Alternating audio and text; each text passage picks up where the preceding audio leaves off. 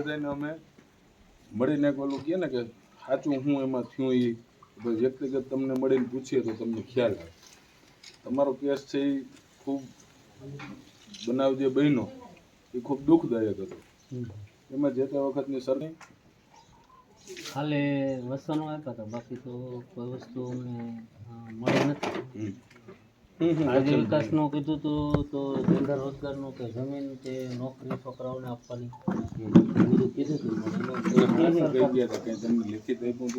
ના, લેખિત નહોતું આપ્યું, પણ આનંદીબેન જ્યારે ઘરમાં જ્યાં આપણે મિટિંગ પૂરી થયા પછી અમારા કાચું મકાન હતું, કાચા મકાનની અંદર મેં બધું જોયું અને અંદર આવીને એવું આનંદીબેન બોલ્યા હતા કે ભાઈ 15 દિવસે પાછા પણ અમે તમારી મુલાકાત લેવા આવશું હતી. અને આજે વિકાસનું બધું કીધું હતું, નોકરી ધંધાનું જમીનનું એ બધું વસનો આપ્યા હતા, પણ એમાં કોઈ એકેય વસ્તુ અમારા રોજગારની તો પછીની વાત છે, પણ જે અમારા ઇન્દિરાવાસના આપણે ડૉક્ટર બાબા સાહેબ આંબેડકરના જે પ્લોટ જે મળ્યા છે એમના એક જ હપ્તો મને નાખ્યો છે. એ પછીના 1 વર્ષ દીઠા મારું મકાન પૂરું થઈ ગયું, પણ હપ્તો બીજો નાખતા નથી. લોકોના ઘણાયના હપ્તા બાકી છે.